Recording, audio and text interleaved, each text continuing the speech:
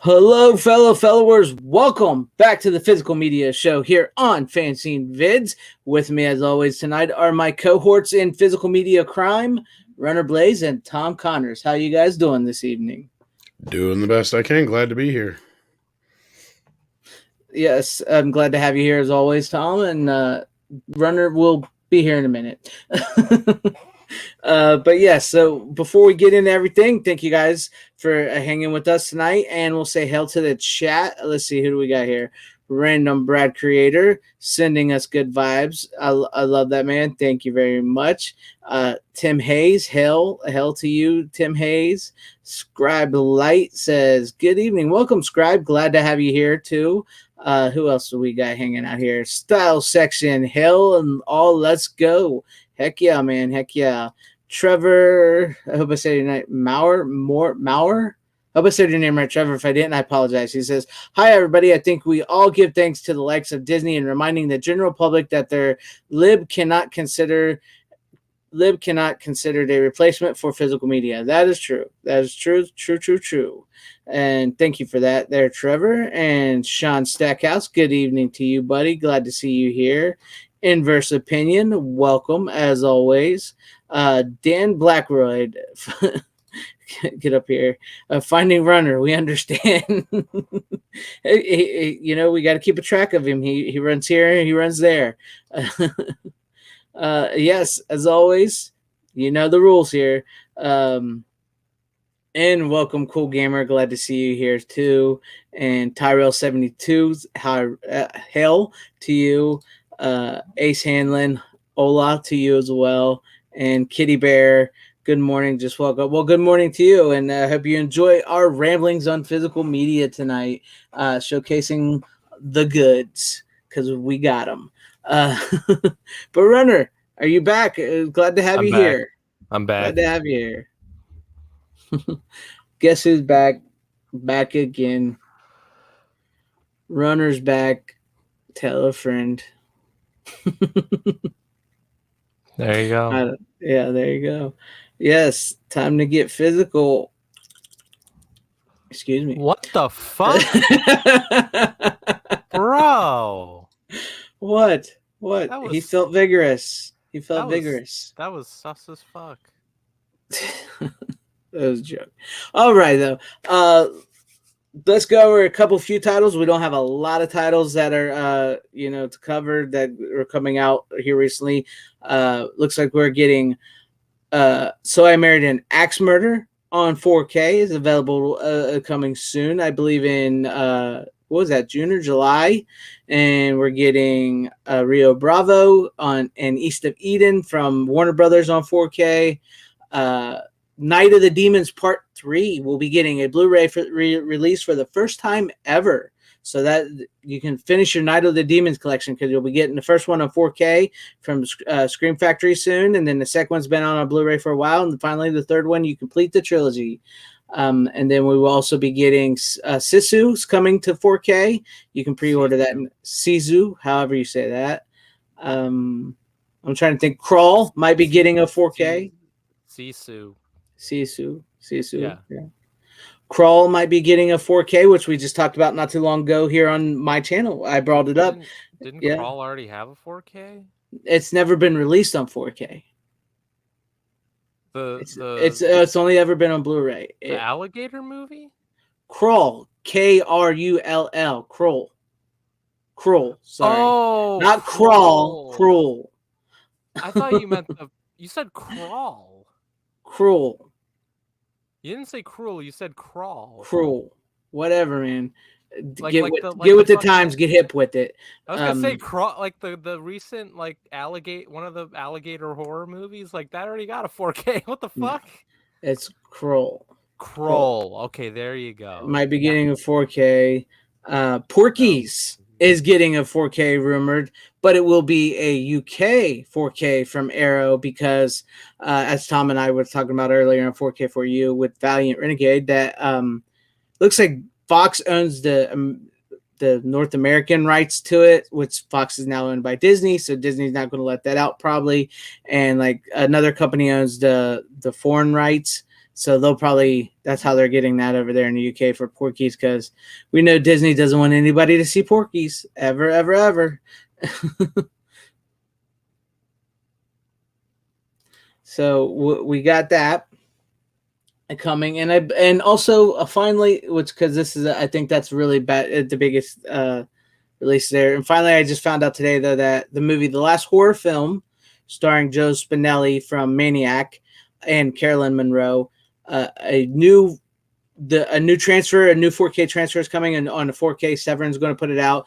They found the uncensored cut with all the gore and everything hasn't been seen in forever. I don't know how many years, but they will be putting that on a 4K Blu-ray sometime soon. So that'll be pretty cool. That looks to be a pretty cool, fun movie. And yes, good thing that 4K is region free, because you can import Porky's and say, screw you, Disney, I can have the 4K. So there you have that. That's all the new upcoming soon rumors, whatever. Some of these are available to pre-order now. Some of them are on their way. But I hope we gave you guys some titles to think about. So with all that being said, let's get into the physical media tonight, and we'll start off with you, Runner. What do you have first? I have a little older classic. A little what? Yeah, we know. What? Okay, whatever. It was released by Warner Brothers on 4K for their 100th anniversary, and that is probably James Dean's most well-known movie, I would think. Rebel Without a Cause. You're tearing me apart.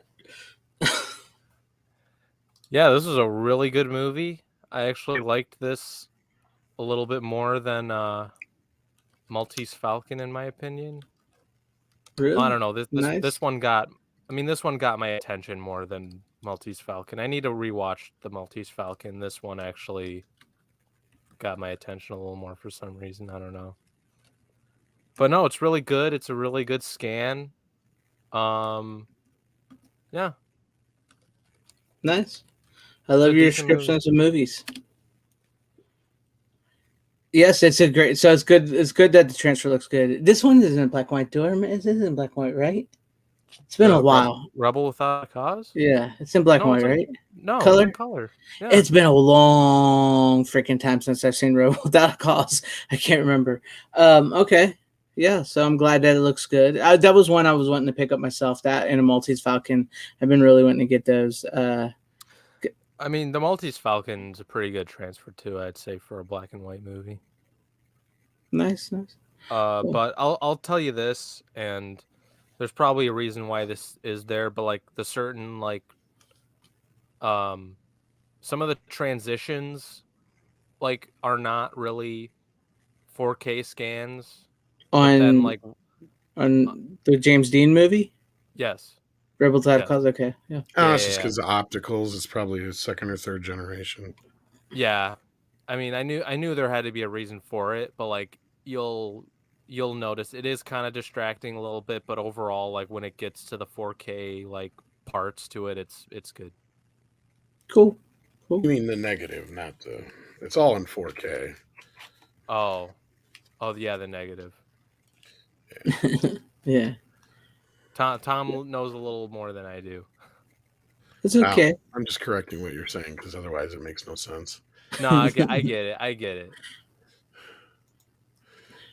it. So, all right. So that's pretty cool. That is a title, like I said, I've been meaning to pick up as well. So, great first pick there, Runner. Anything else you want to say about it before we move on? No, it's a decent movie. If you haven't watched it, give it a shot. It's pretty good.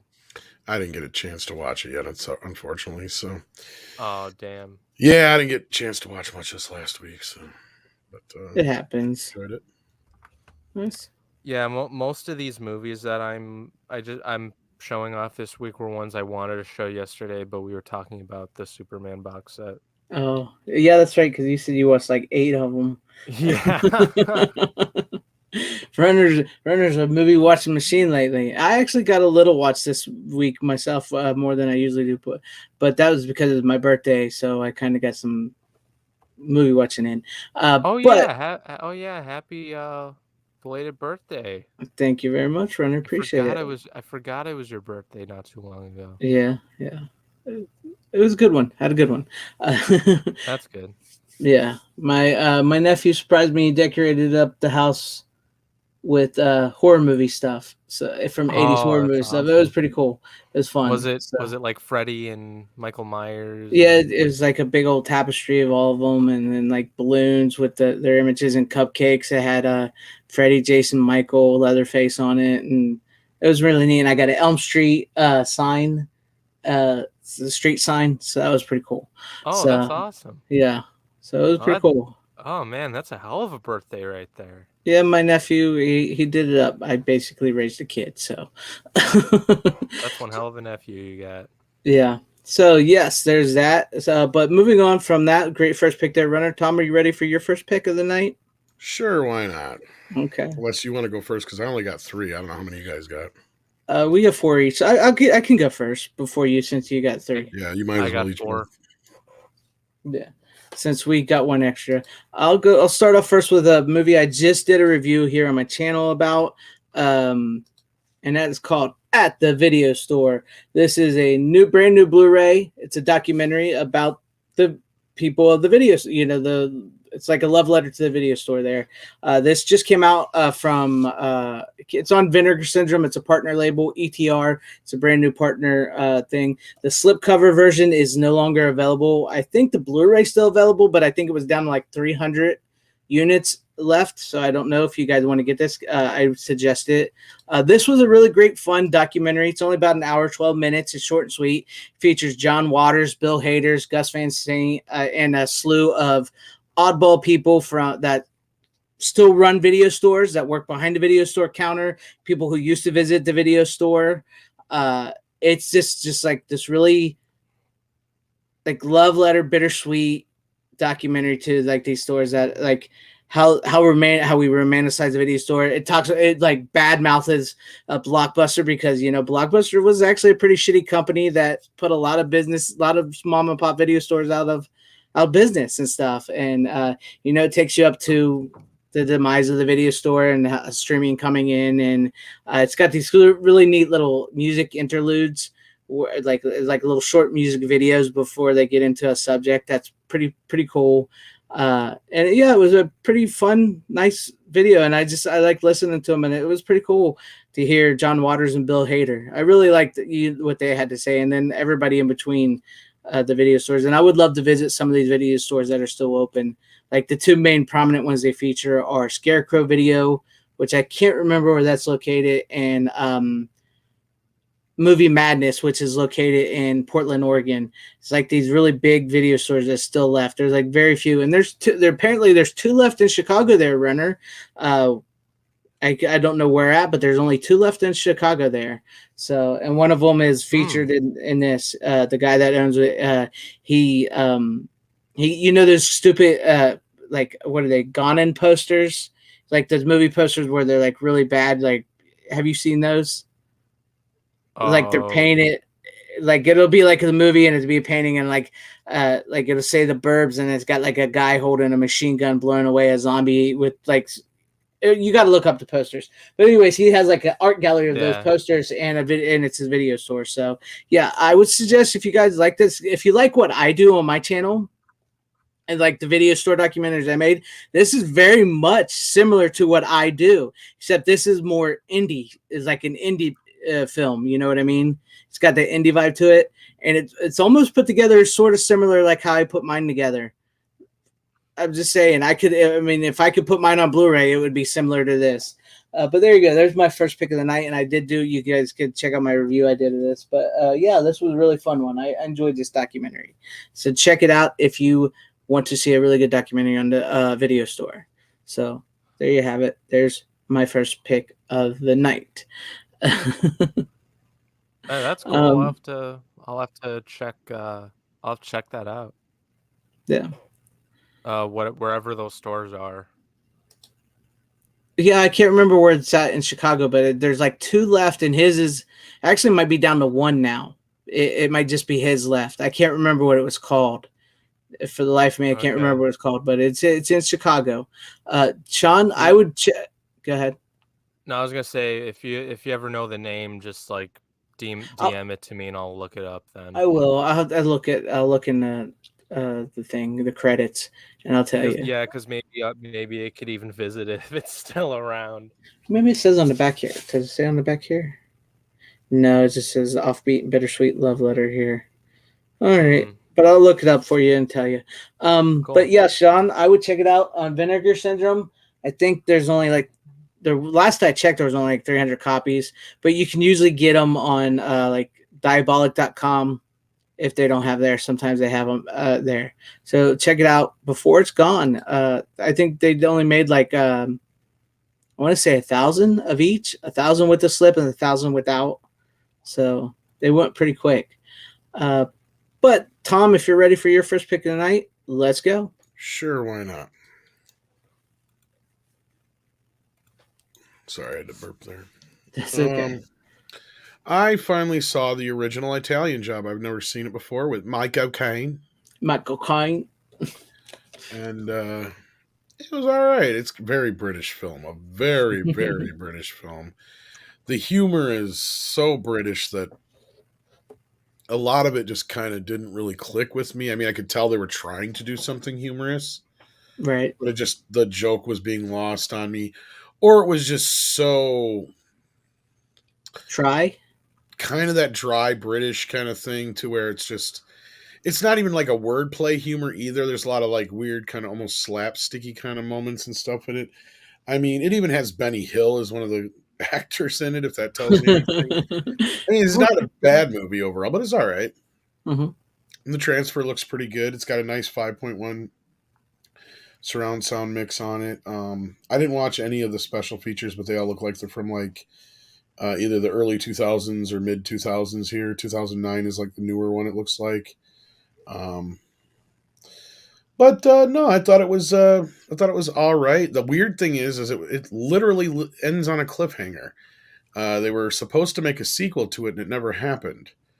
And I don't know the logistics around all that. I didn't read too deep into it, but I mean, as far as a movie, can I recommend it? If you're really into like cars and British humor, yes. If you love Michael Caine, sure. Yeah. Other than that, it's kind of a... I mean, at best, I'd give it a 6 or 7 out of... I mean, 6 maybe at best out of 10. So, yeah, but the transfer is really good. Nice. And that's Kino, right? Yeah. Okay. How do you like? Do you like the remake more than the original? We'll have to find out. You're Oh, you're jumping ahead, maybe there, runner. I apologize. Oh yeah, I have to say I don't think I've ever actually seen the original Italian Job. To be honest with you, I don't It's got Michael Caine. Michael Caine. He's not going after rubies the size of tangerines, though. He's going after gold bricks, and he's putting them in a Mini Cooper. What's the Michael Caine spy movie they use clips for Austin Powers? Is that the not In Like Flynn, the other one? Shit. Yeah, I can never remember the name of that. Not movie. Get Carter, I don't think. It's a different one, though, I think. Yeah. It's crazy, though. But okay. Good first pick there. Ready to go. Runner, if you're... we're kind of cruising tonight. We're just kind of... it's a nice pace here. Runner, are you ready for your second pick? Yeah, sure. All right. My second pick is... It's a very low budget horror movie, probably made from nothing, honestly. It's very good. It's a Wes Craven movie, not one of my favorites of his, but I bought it for super cheap one day from the Shout website, and it's Deadly Blessing with Ernest Borgnine. I think I got that one, actually. Yeah, I don't... Me neither. I didn't even know that was Wes Craven, to be honest with you. Really? Yeah, I didn't know that one. Yeah, I think I've heard of it, but yeah, I wasn't sure. It doesn't have his name over the title, which is a rarity. Yeah, yeah. It's got the dude from The Hills Have Eyes and Sharon Stone's in it. Very young Sharon Stone. Where'd you get this one? Shout. Scream Shout had Factory. it. Yeah, Scream Factory. Damn it, Runner! You're gonna cost me money, aren't you? Okay, don't buy it now. Like, get it on like a sale, like I did. That's the And Mennonites one, right? So that's the Corley one. and Rex it. The Mennonites. They're Mennonites. They're not Amish. They're Mennonites. I think so. I don't really know. Okay. Anyways, go on, because I don't think I've ever. I didn't even know this was a Wes Craven movie. It's a decent movie. You can totally tell, like, even watching this movie, even though it's like not like my favorite Wes Craven movie, the way his direction is and everything about this, you can totally tell that, like, immediately when watching this movie, you're like, yes, this guy's the perfect guy to direct a movie like Scream. Nightmare Is on Elm this movie? Street. Yeah, but this movie is very much more so in that Scream style. But Nightmare on Elm Street's good too. I think that might be his best. But this was like, this movie to me is sort of like what prepared him to make Scream, if that makes sense. All right, give me a little bit of the rundown of the plot here, because I don't. There's Yeah. the reason why I compare it a little bit to Scream is because there's a mysterious killer killing people. Well, that's like And any '80s horror movie. I know, but like no, but the way it's visually told in this movie is very much like Scream, is what I'm saying. Okay, but Because in tell me some some of the movies you already plot. know who. I'm trying to think of the actual plot. Like,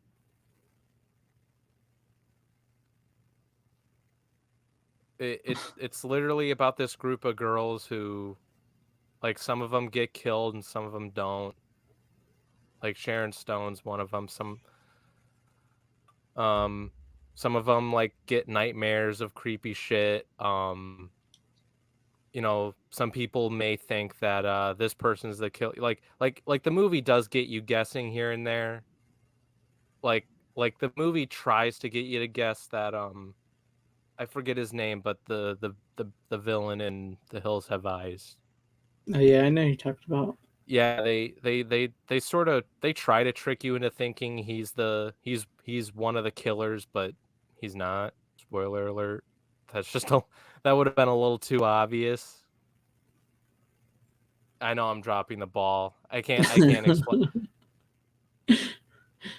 It's all right. It's all right. I get you. I'm gonna have to look it up because I think you're gonna cost me money because I didn't even know that was a Wes Craven movie. I don't care if it's bad. I'll have to check it out. It's not bad. It's just I would like. I mean, it's a really just basic type of plot. There's not really much of a plot. Not to say there isn't. It's really basic. All right. I get you. It's literally just a mysterious killer trying to kill people in this fucking, like, farm town type of place where it's also, like, pretty religious as well. Okay. Because Ernest Borgnine's character plays a big part in it when it comes to the religious aspects of it. All right. All right. Good to know. I'm gonna have to go over to the Shout Factory and check that out because, like I said, like even Tom noted, it's rare that you don't see Wes Craven Deadly Blessings or something like that. So you even get Wes Craven's Deadly Friend. That's what it's called, right? Yeah. With the one with Christy Swanson where she's a robot. I actually love that movie. It's a great movie. Oh, that one. Yeah, I don't have that one yet. I love that movie. It's crazy. But this one's not like one of his best, in my opinion. Okay, it's one of his early films. Yeah, it's definitely one of his earlier films. All right.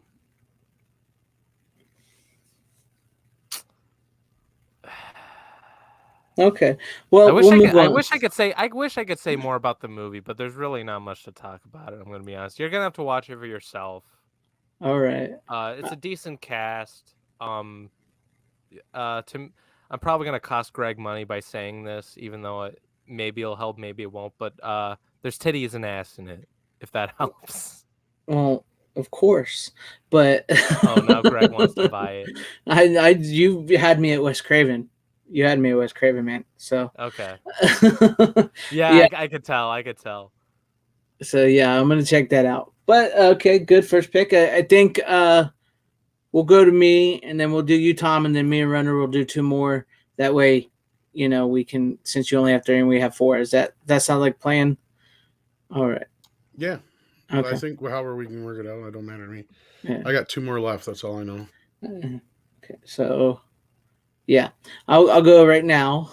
And so, since we're talking cheesy, low budget horror flicks, I got one myself from Scream Shout Factory here. Well, it's a double feature. That would be Terror Vision and the video Dead. And I watched both of them, and they're both horrible, cheesy, bad 80s flicks. I love them. They're crazy. They're really bad.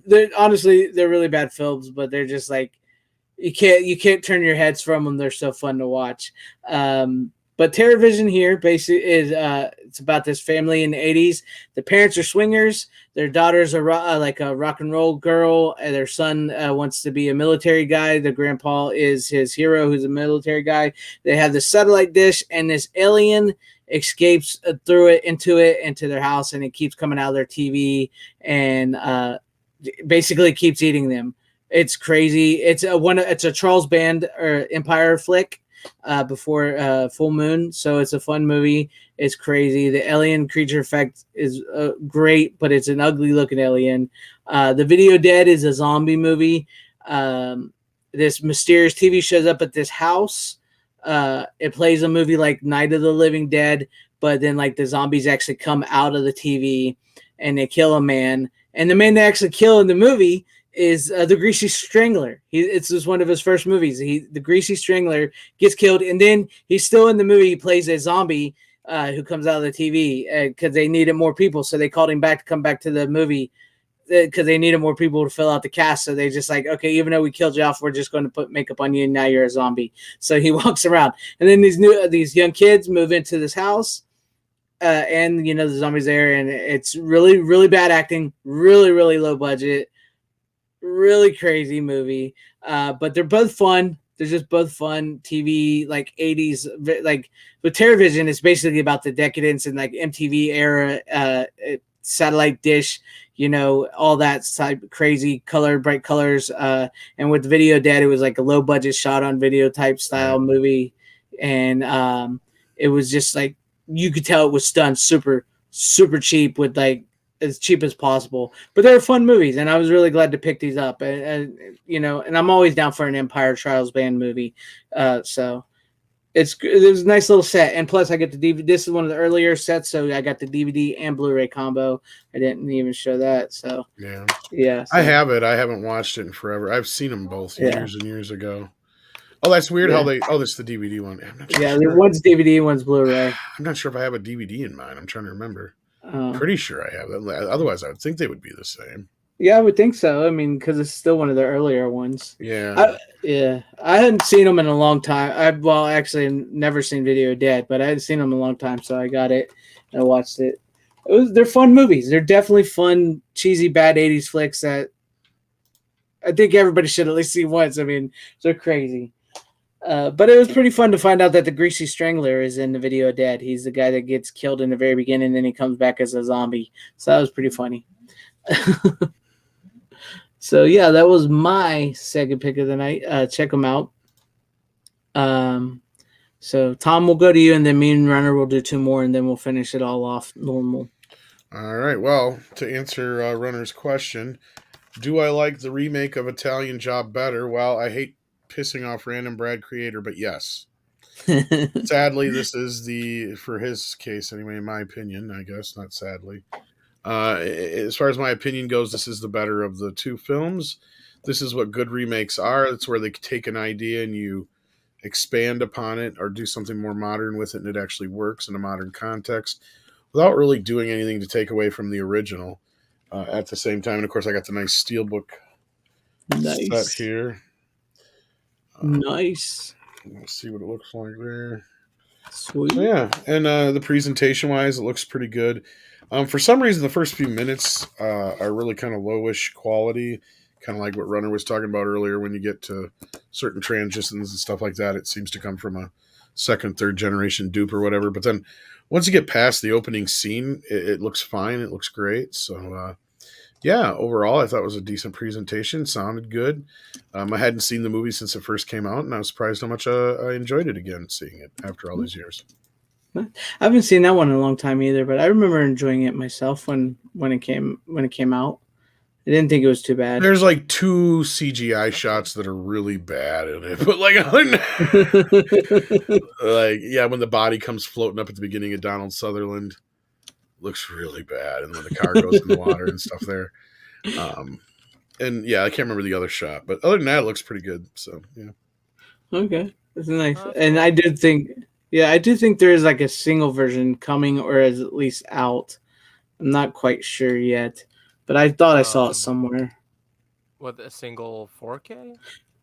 Yeah, like because non-steelbook or whatever. Yeah, not steelbook. That's what I mean. Non-steelbook's out too. Oh, it is. I knew I saw it somewhere. I wasn't sure if it was out or coming out. No, I went to my Best Buy yesterday. I didn't buy anything, by the way. I saved my Fuck money your this Best time. Yeah, fuck your Best Buy. Okay, I didn't get anything. So it doesn't matter. Fuck your Best Buy. Okay. Yeah, just fuck it. Fuck it hard. Fuck you. No, I'm kidding. But to answer your question, Sean, that is one of my goals. Is I would like to build on a video store to my house, like people have done for all my movies. Because eventually, my collection. I mean, I haven't got a huge collection. I know Tom's got way more than me. But eventually, my collection is going to outgrow my space, and I would like to have a space. And what better space to set up than like a video store S-type space for your movies, Blu-rays, DVDs, 4Ks, all that good stuff, VHS, not just VHS, but for like all of them. I would love to do that one day. My goal more so, like a video store would be kind of cool, but for me, it would be to my dream is to make a home theater for myself. Yeah, that would be fun too. A big ass OLED 4K TV and watch 4K movies that way with recliner seats, posters on the wall to make it look like a theater type of thing. That's what I want to do with nice surround sound, all that shit. No, most definitely. Most definitely. But yeah. Hey, Dan Blackwright, they also said fuck too, so I don't know why it's a problem when I say it. Because you're Runner. Because you're a child. Yeah. I'm not a child. I'm past that point. To us, you're a child. But yeah, okay, so I don't think you really upset Random Brad too much, so that was pretty cool. And like I said, I haven't seen the first Italian Job, so I can't comment on that. But I've seen the second one, and I thought it was pretty interesting. I thought it was fun. So. I haven't seen any of them. I might pick up the 4K of Italian Job, the remake. I don't know. Okay. But I have heard. I feel like I've heard other people say that it's sort of like Man on Fire, where they took a concept of the original, but they sort of improved on it. That's what I've heard some people say. Kinda, yeah. Because I mean, overall, the story is very different. I mean, I guess I didn't really get into it too much in the other one, but the original movie is just basically like Michael Caine gets out of prison, and this guy who dies sends him this. If I can remember, I think he's dead. But he sends him he inherits these videos, or not videos, but film reels from this guy. He's like, do this job, and he tells him that about the Italian Job and how to pull it off and all that kind of stuff. And so he decides to do it, and he actually gets like the warden. I don't know if they had a relationship. See, that's the thing, is I don't understand some of the relationships and how people know each other, because they don't really explain it, and if they do, it's done in like English slang, so I have no idea what half the time they're talking about.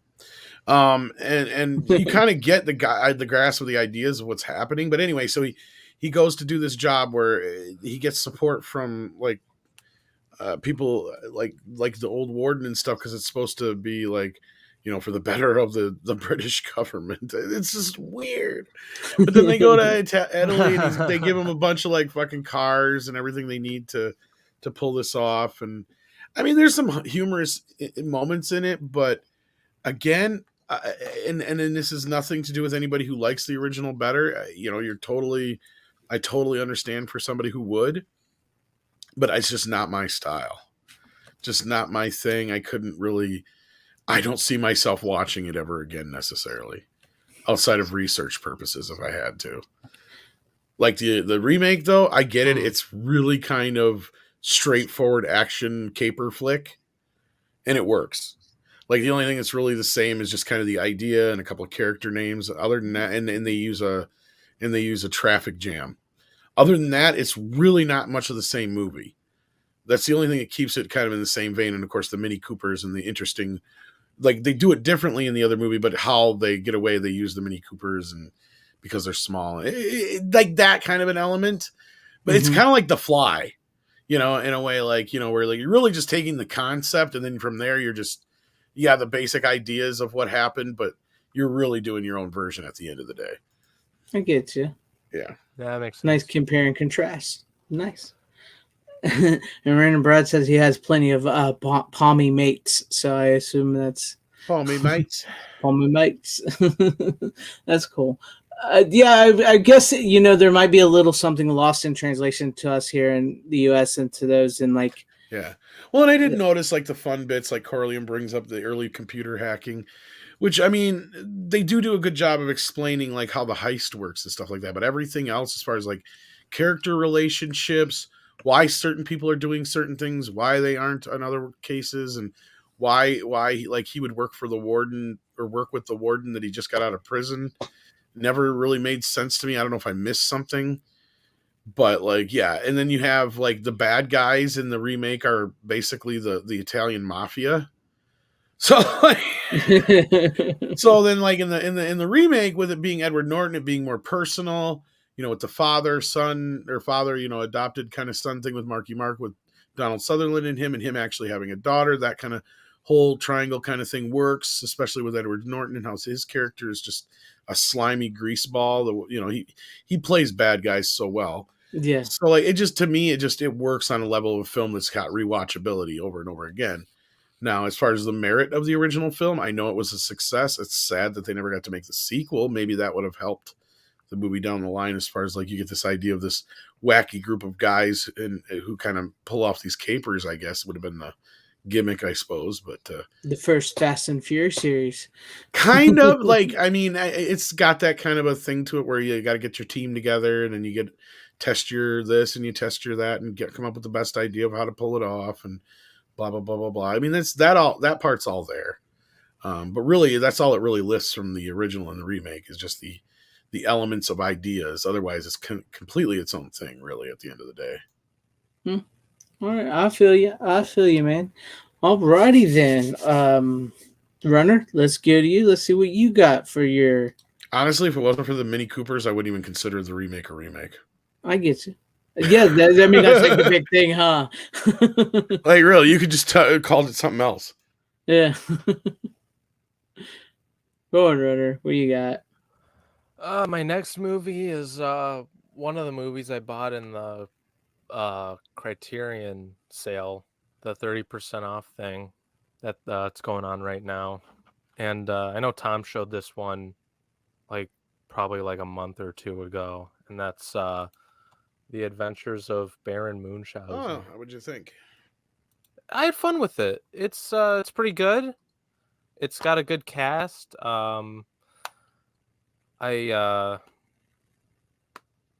It's young Uma Thurman, Sarah Pauli's in it. Robin Williams is one of the floating heads. But yeah, overall good movie. I liked it.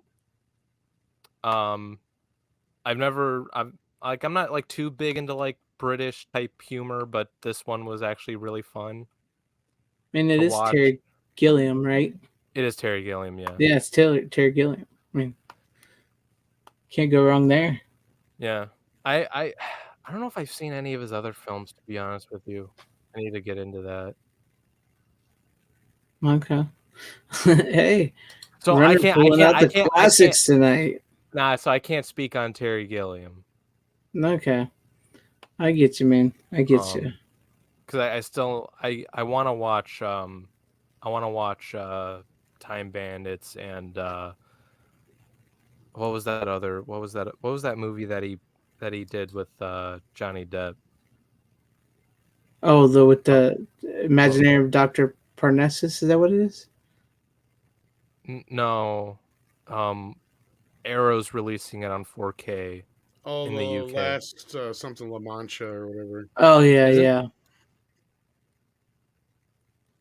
Something like that. Yeah, it was a movie that they've been trying to make for like 20 years or whatever. That one? Oh, Fear and Loathing Las Vegas. That one. Oh, you want that? Okay, yeah, okay. Yeah. It's that's what I was talking it's about. Like completely slipped my mind. Yeah, 12 Monkeys I actually do own on 4K from Arrow. I need to watch it. You know, I've never actually seen Brazil. I've heard so many people talk about it, and I've never actually seen it. That's also in my list. Yeah, I'm gonna have to get on that one because I've never seen that one. That's also in my list to watch because I know Time Bandits is coming out on 4K. Yeah, that'll be a good one to get. Yeah. I'm with you, Sean. I've never seen Brazil, which I need to. I really need to because I've heard so many good things about that movie. No, but good and bad. This is a pretty fun. This is a pretty fun adventure movie. I know. Like a few weeks ago, you guys sort of have bitched about some of the cover art and some of the Criterion stuff. This is one of the better ones, I'd say. Yeah, honestly. That was funny because we did get one comment in the comment section complaining that we complained about the cover art. Because I remember somebody in the chat last week, the week we talked about it. It was like, "Oh, you guys are dissing Criterion's cover art. They got some pretty big stands."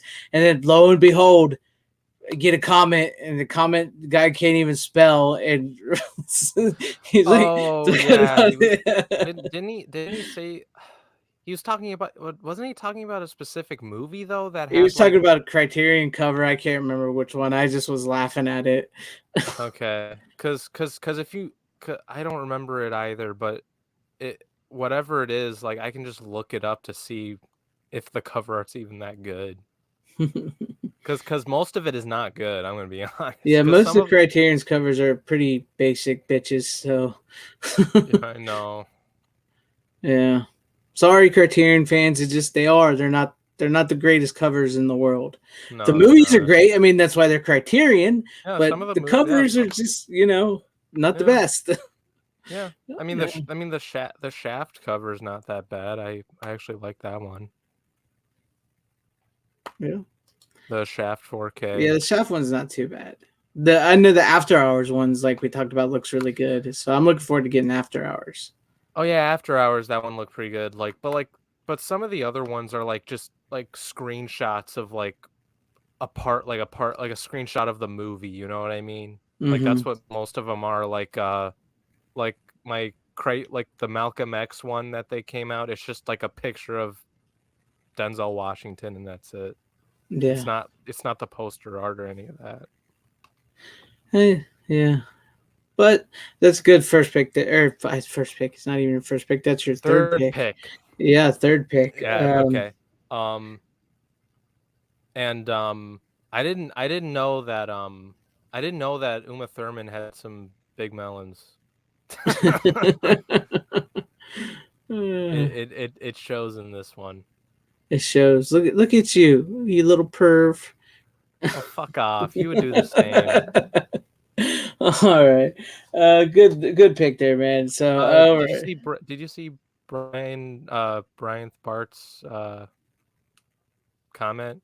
Terry Gilliam should have done Harry Potter. Yeah, I flashed it up there a minute ago. Oh, you did? I didn't see that. Yeah. That would have been interesting, honestly. Yeah. Cool.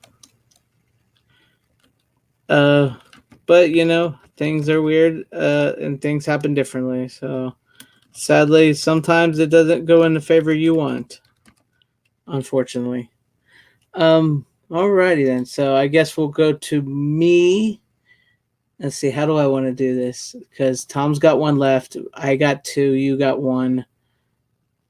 Okay, so yeah, I'll go to me, and then that way we all have one left, Yep. right? I was gonna say at one point Okay. you should Yeah, yeah, first yeah. quote. Yeah. All right. So I just got this 4K. It just came out yesterday. Yeah, yesterday. I had never ever seen this movie ever, but I've always heard so many people say it was such a great movie, and Debbie I could. Does Dallas. No, I wish one day I'll bring it on here. Brotherhood of the Wolf. I've heard so many people tell me this was such a really good movie. Even Robert Meyer Burnett, when I was talking to him once, he told me this was a really good movie and I should watch it.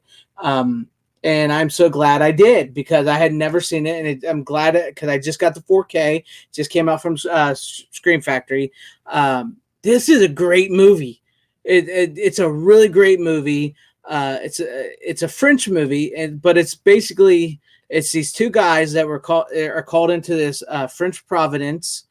There's this beast going around killing the people of this French Providence, and one guy. He's a naturalist, a taxidermist. He studies the animals, so he's sent there to study the animals, see what it is, help capture it. And he has an Indian Native American with him, which is played by Mark Dukakis, who's actually not really a Native American. I think he's half Chinese. But you guys know him from John Wick 3 and Iron Chef and all those movies. So they're there in this small town. This movie, yes, Le Pacte de Loup. I can't even say it. It's French. But it does have like the original French language in Dolby Atmos. It's brand new Dolby Atmos track. It's got the where you can watch it dubbed, where it's so for those people who don't want to read. It's a brand new 4K transfer because I know they put this movie out. Scream Factory did a year or two ago, or maybe longer. And I know a lot of people complained about that Blu-ray, said it was a little subpar. It wasn't very good. So as far as I can tell you on this 4K, it looks great. Studio Canal did the transfer, so I don't know if there's any of that yellow washing that they do because I haven't seen their Blu-ray. But with the Blu-ray that you get with this 4K, it's the new new 2022 4K scan as well on that Blu-ray. But it's a really great movie. It's a martial arts film.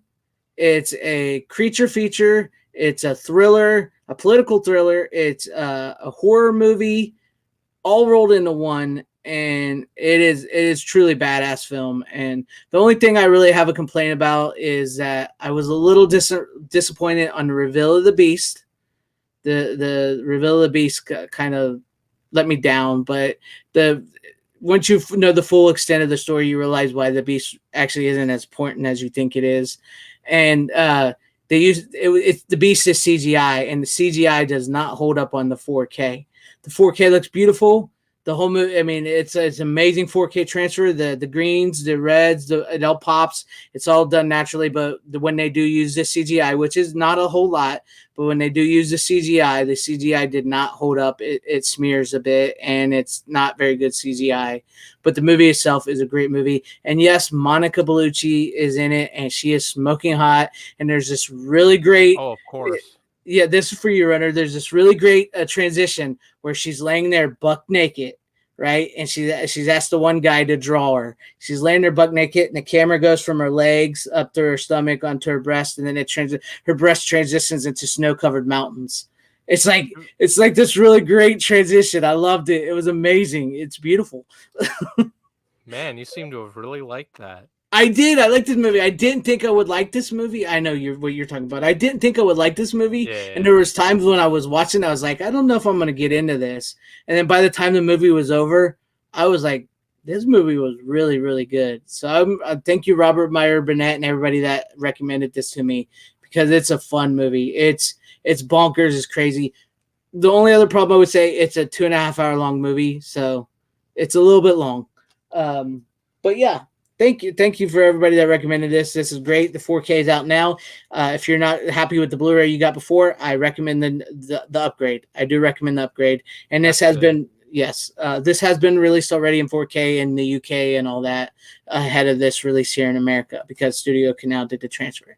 But if you've never seen it, check it out. The fight scenes are truly epic when they get into martial arts because like Mark Dacakis does amazing. You know, he's a true martial artist. So check it out. If you've never seen it, check it out. And yes, it is 2.5 hours. It's a bit long in the tooth, but it's fun. It's fun. So there you guys go. That was my third pick of the night. So I know you got one left, Tom. So we'll go to we'll do. Let's see. How do we want to do this? I can just do mine and then you guys do yours. Yeah, there you go. That makes sense. Since we've been going that order anyways. Debate, yeah, I don't know. I'm like out of it all of a sudden. That's all right. Yeah, what I ended up watching is another one of those shout. I think this is a limited one, if I remember right. I think it's like 3,000 or 5,000 units.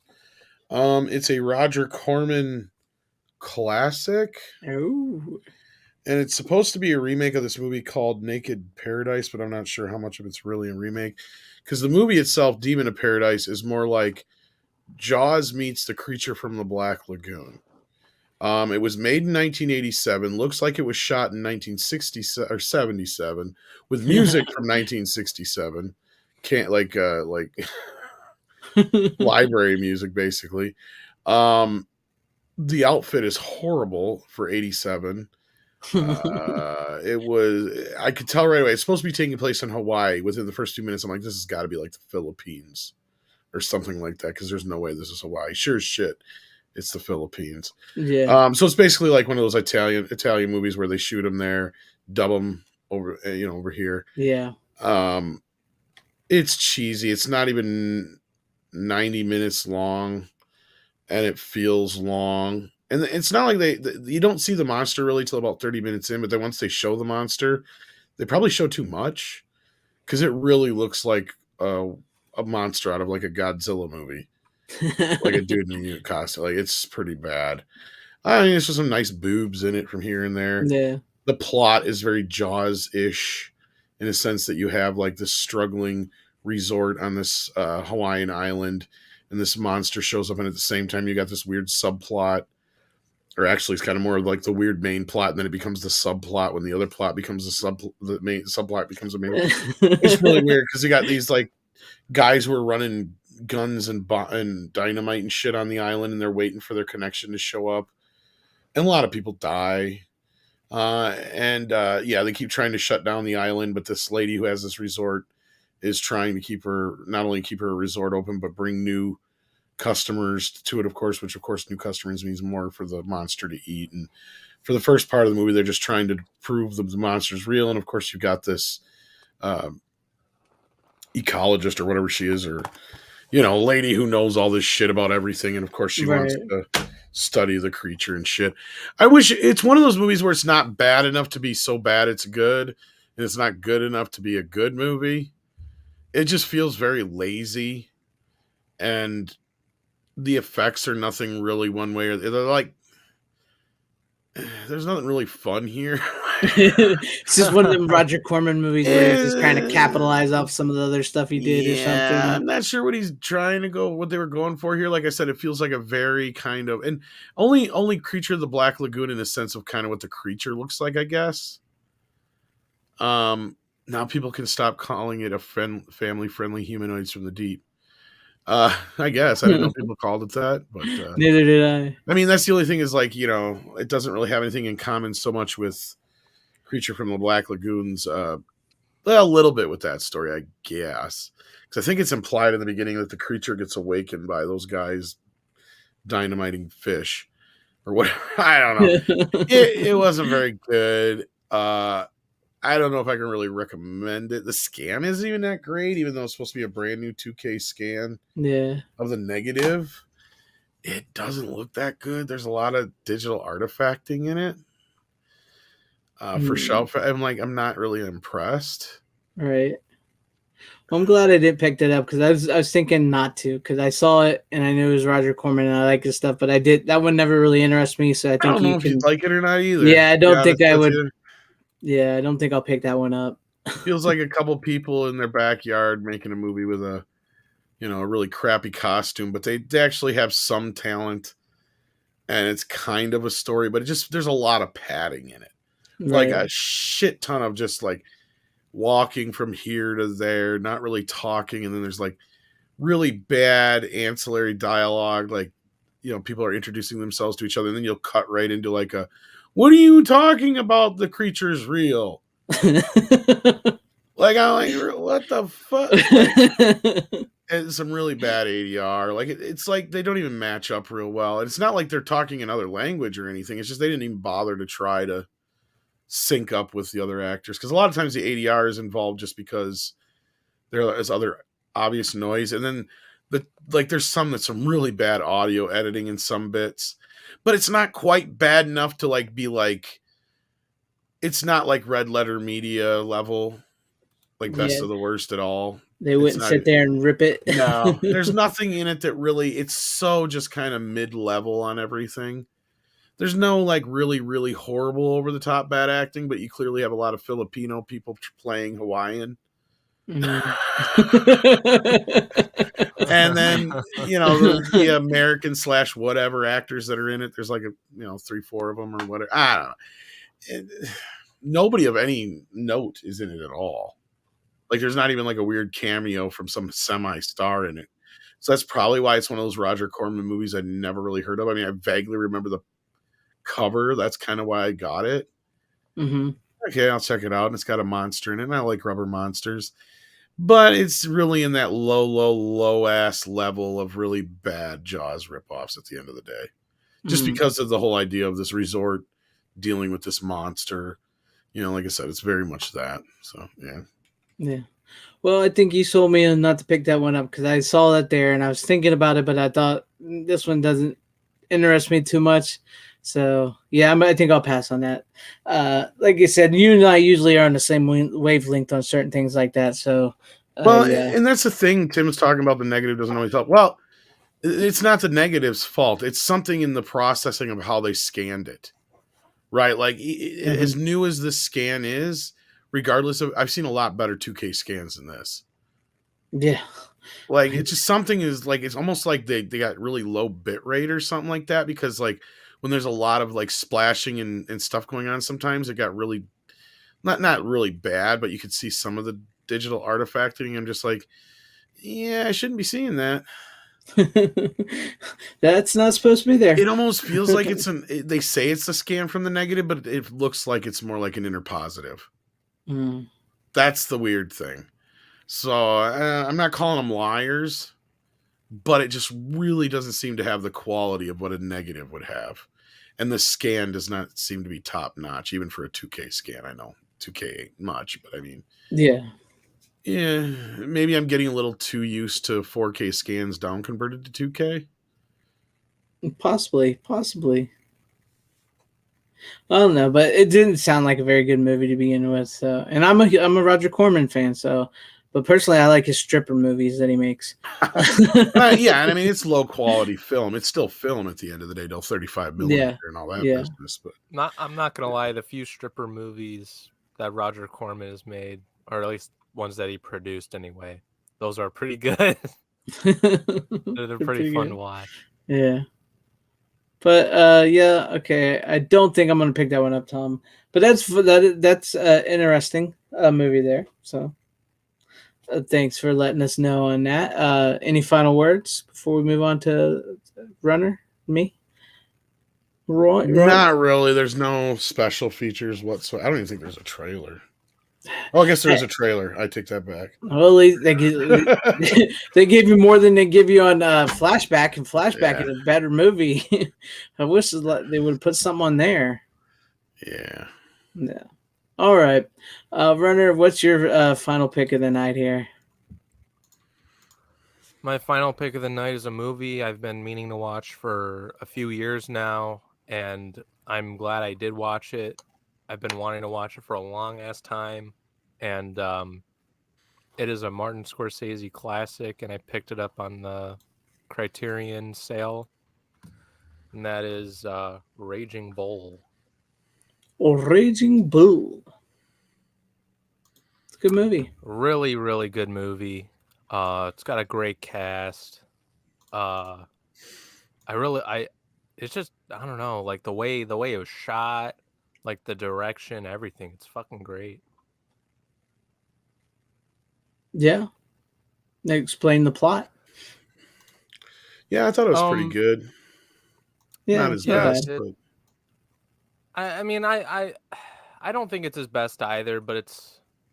I mean, I like how you guys of said the that ones that I've right seen, before this. yeah.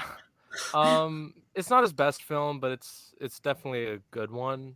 Robert De Niro plays this boxer who, at times, well, I think he has a wife in the beginning, and she's fed up with his shit, so he gets another one, and he gets crazy around her. He's kind of a maniac at times, even to his brother, played by Joe Pesci. Um, so yeah, he's a boxer who's also kind of a crazy man as well. But Robert De Niro is really good at playing those types of characters, I think. Yeah. It is. Well, speaking of which, real quick, since we're on this, and your movie goes into my final pick, so I'm going to show my final pick, and trust me, we can still get in talking here. Oh yeah, sure. Let's do it. Okay, so my final pick is a boxing movie, and it relates to Raging Bull because wow, it you guys is managed to do it well. it's Grudge Match. That is awesome. You guys get a cookie. Right? It's basically Rocky versus Raging Bull here. Razor versus Kid. De Niro versus Stallone. This is a fun movie. I actually really enjoy this I haven't movie. seen it in a lot of years, but I liked it. Yeah. Yeah, I liked it too. I just watched it. I haven't seen it in a long time myself, and I thought it was it was pretty fun. And there's nods. I mean, like, speaking of Raging Bull, there's very, very good nods to Raging Bull with the De Niro character in this, and then of course with Stallone, there's lots of nods to Rocky. It's basically Rocky versus Raging Bull, and Kevin Hart's in it. Alan Arkin is in it. Kevin Hart and Alan Arkin is freaking hilarious together in this movie. And at the end of the day, you really can't go wrong with this. It's a nice little, like, fun look at these two guys in their 60s, and like kind of poking fun at their previous movies, but also taking it serious at the same time. So I watch that. Yeah, you watch it because it's very much like I said. I feel like I've heard of this movie too. Like, that's the weird thing. I'm like, oh, that's cool, but oh shit, what was I gonna say? It didn't exactly do very well at the box office. Yeah, it wasn't huge. Sadly. Yeah. Figures. Yes, Brian Barth. It is a good movie. It is a good movie. No, what's funny? Like, I told Greg my picks in case some of them match with his, just to make sure that we get through this quickly. And he's like, I have a movie that can You don't relate get a to cookie Raging. at all. You Should have kept your mouth shut. You should have been quiet about that, Runner. You don't let people know. We talked about this. No cookie for you. I wasn't here. Yeah, and you're not supposed to tell the audience, so it looks natural. Oh, fuck that. when are we ever perfect? No one's perfect. We always fuck up. Hey, speak for yourself. I'm fucking perfect. I mean, I'm a perfect specimen, really? man. No, I'm far Are from you? perfect. Clearly. But yeah, I think you would like it, especially after seeing Rocky and Raging Bull, because you'll pick up on it when you're watching the movie. You'll pick up on the nods to the Raging Bull and Rocky. So, and it's actually a good movie. It does sadden me that it came and went and didn't really make a big splash, because it's a fun movie. No, but my point being was before Greg interrupted me, I asked if it was Rocky, and he was like, no, it's not. And jokingly, I said, is it Creed 3? Because that came out, I think, on 4K. So I jokingly said that because it was a boxing movie that he told me. So I guessed Rocky, and jokingly I said Creed 3. So Yeah, I was close by saying it was Rocky. Yeah, I mean, And it's funny it's a that I good. have Raging Bull as Yeah, well. that's what I figured because it's basic. That's basically what it is. And like, Robert De Niro's character in that was like his name is the Kid, and he was like a big time boxer. He became like the famous rich guy of them, and um, he was a womanizer. He's a loudmouth. He's a bar owner, and the plot of the Grudge match is that it's these two fighters, Stallone and De Niro, when they were young, they had these. De Niro won the first boxing match, and then Stallone won the second boxing match, and they never had their rub off match, the grudge match, as it were, because Stallone's character retired from boxing after their second match, and you come to find out it's because Robert De Niro's character slept with his girlfriend and knocked her up, and so, since in his mind, like Stallone's mind, character's mind, his name Razor, he's like, since he took the only thing I ever loved from me, I'm gonna take the only thing he ever loves away from him. So he never, he retired from boxing, so that way they never have the third match. And then flash forward to the future, they like do this ESPN thing. They get and they go to do like mocap for a video game, and then they get into a fight there, and then it turns into like, let's have that final match, and then like their history comes about, and that's when you get the all like all that, and then Kim Basinger is the girl that they were fighting over, and then Shane from The Walking Dead, that's why I remember him, and the Punisher, what's his name, what is his John name? Bernthal.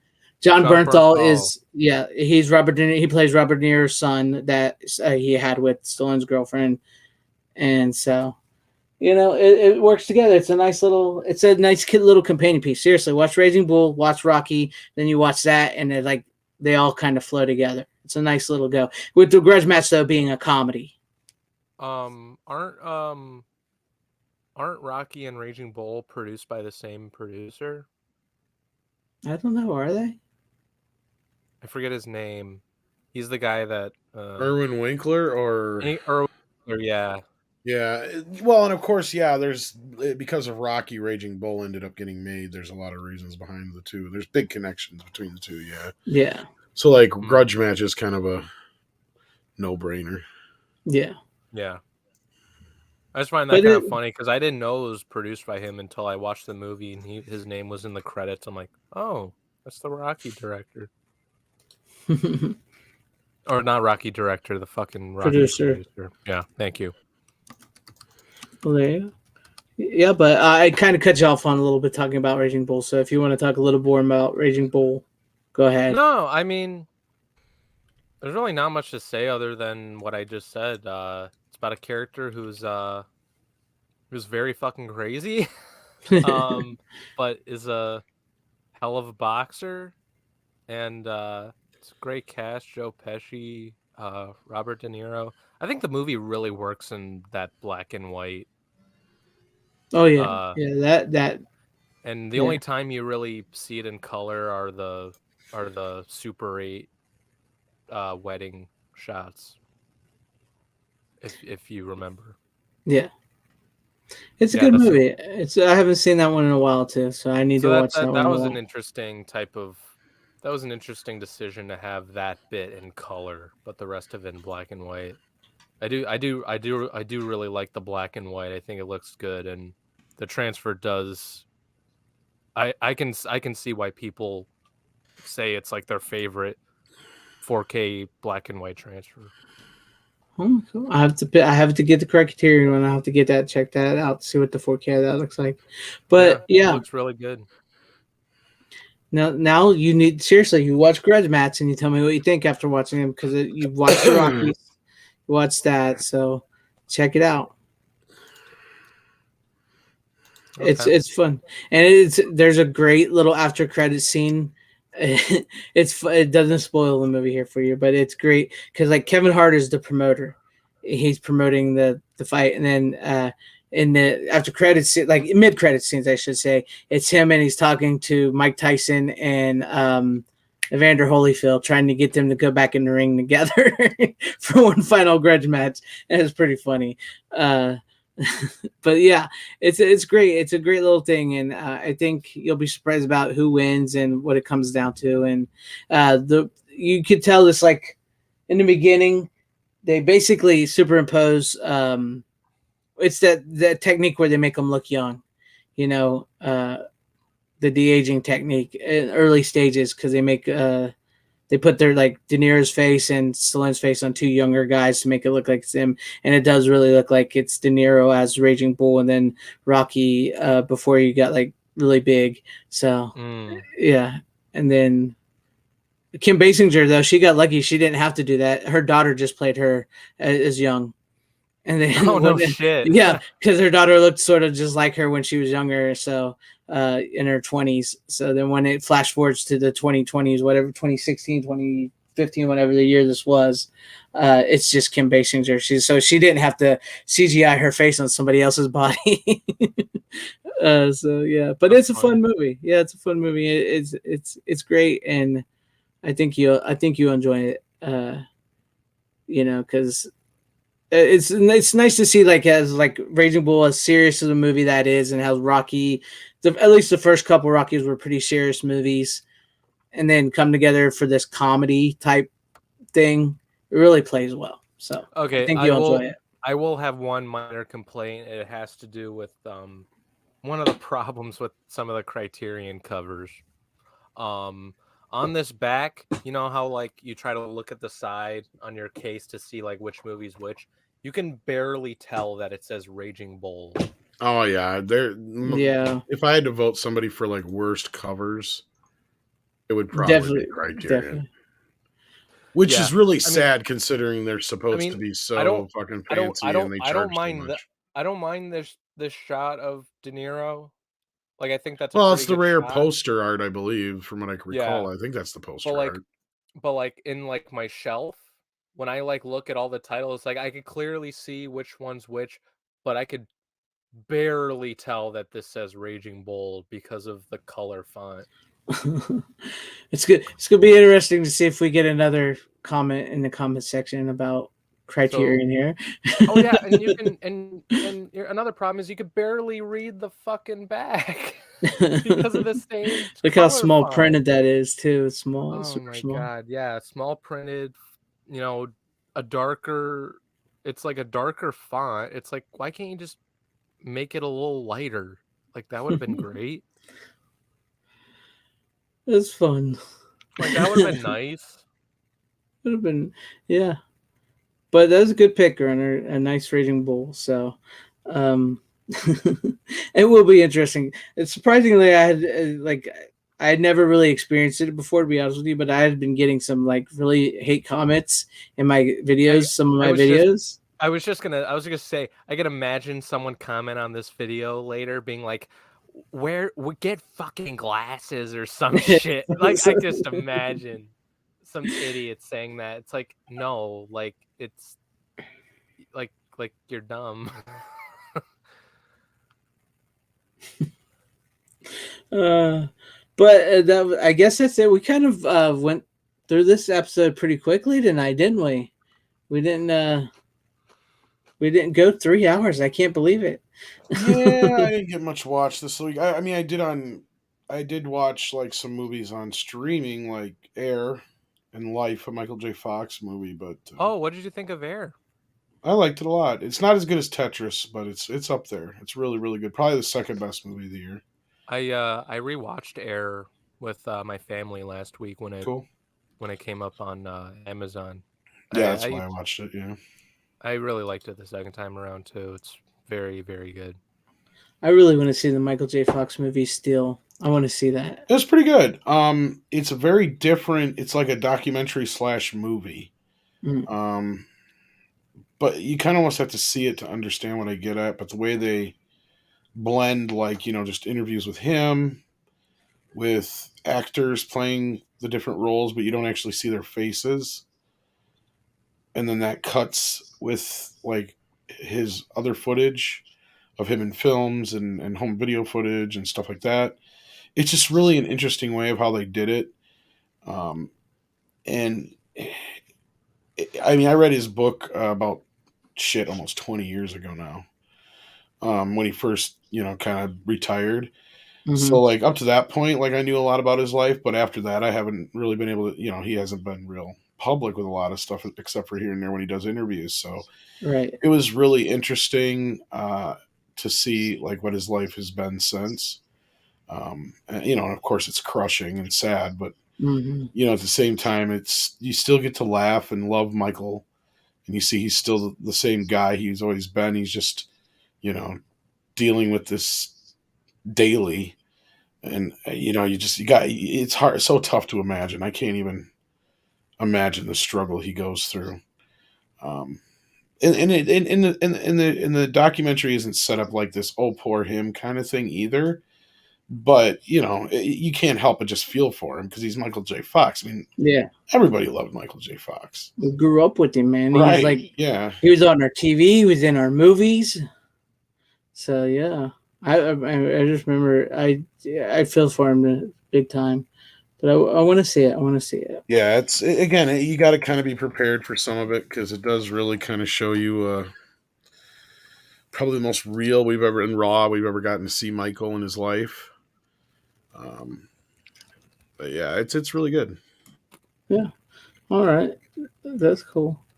Um, but yeah, I don't think we didn't really watch much stuff ourselves other than what we had, and so that's pretty cool. At least we got to talk about the Michael J. Fox and Aaron stuff, so that's cool. All right, if you guys are ready to go, we can close it down, or we can try to take some questions from the chat, or whatever you guys want to do. It's up to you. Um, I don't know. I mean, we don't have to go too much longer. It's almost 2 hours, so Don't matter to me. It's up to yeah. you guys.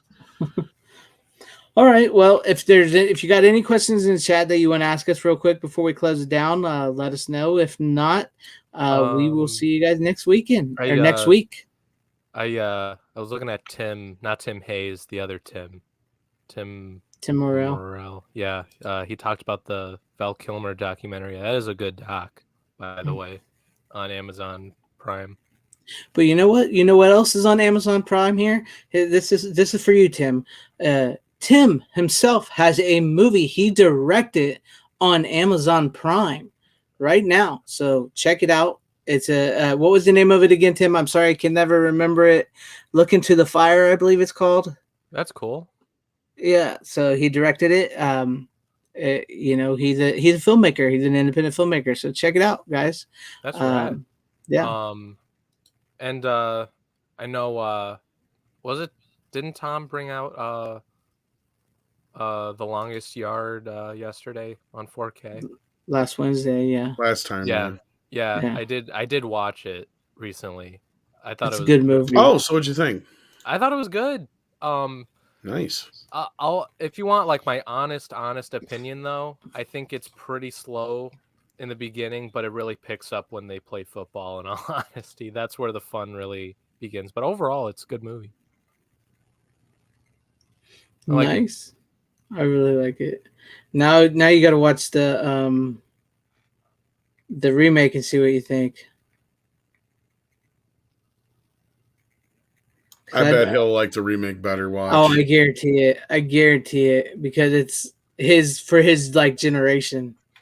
Yo, I couldn't hear a thing you just said. You were breaking up through my end. Sorry. You need to see the remake, and we bet you'll like the remake better, probably.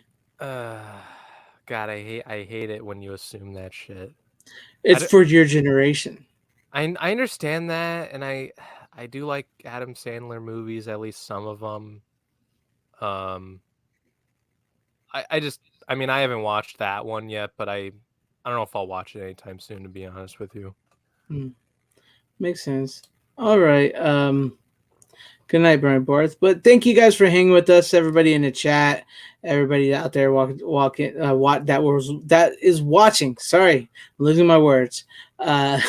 We will see you guys next Wednesday for another episode of the Physical Media Show. Yes, it was a bit of a short stream tonight, but hey, sometimes they can't all be 3 hours.